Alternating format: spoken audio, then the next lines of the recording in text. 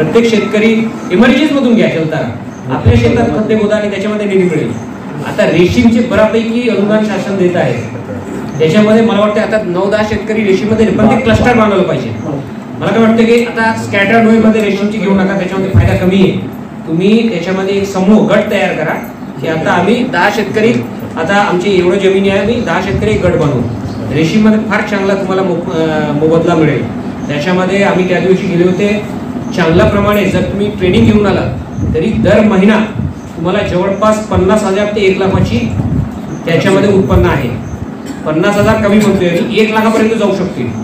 आणि फक्त घरातलं कुटुंब म्हणजे नवरा बायको दोघांनी जर केलं तरी अत्यंत चांगलं आहे. आणि जे रेशीमचे जे पीक आहे ते एकदा लावायला लागते, त्याच्यानंतर त्यांना वापरा, ते आपसा ग्रो करतील. पाणी जास्त लागत नाही आणि पाऊसही जास्त पडले तरी त्याची नुकसान होत नाही. म्हणजे एकदम रेजिस्टंट क्रॉप आहे.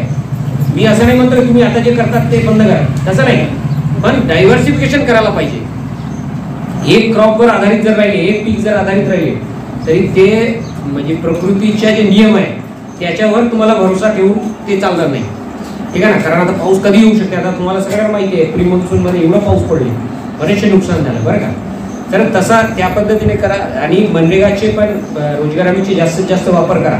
पण कामे घेत असताना 60-40 रेशिओमध्ये कामे प्रस्तावित करा. कारण हे रेशिओ बिघडले तर आता बघा किती दिवसापासून पैसे येणे बंद आहे. नुकसान कोणाचं आहे?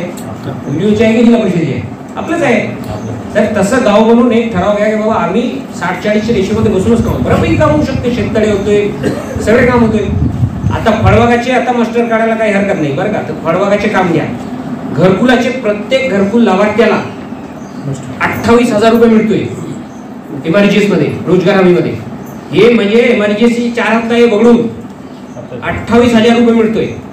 तरी माझी विनंती आहे, इकडे रोजगार सेवक पण आहे, शेवटचे हप्ता जिथपर्यंत पडत नाही म्हणजे एकदम लास्ट हप्ता ते पडण्याच्या अगोदर त्यांची 28,000 रुपये त्यांची बँक खात्यात जमा झाली पाहिजे. कारण 4था हप्ता तुम्हाला घरकुलमध्ये पडले तरी ते मस्टर्ड ते काढू शकत नाही त्याच्यानंतर, किंवा मस्टर्डचे काही हे अगोदर हे जर झाले तर ते क्लोज करू शकत नाही.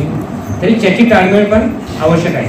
आणि 24-25 मध्ये ज्या ज्या लोकांना घरकुले मंजूर आहे हे लक्षात घ्या. 24-25 याच्या अगोदरचे नाही, 24-25 पासून ज्यांना घरकुले मंजूर आहे त्यांना शासनाने, महाराष्ट्र शासनाने आता अजून जेवढा निधी मिळतोय त्याच्याही पलीकडे 50,000 रुपये एक्स्ट्रा मिळतोय.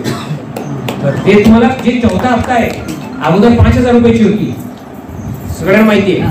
आता ते 55,000 आहे. पण 24-25 मध्ये ज्यांनी घरकुले मंजूर करून घेतले तेव्हापासून सुरू आहे. राज्य शासनाने माननीय पंतप्रधान मंडळाची मार्गदर्शनाखाली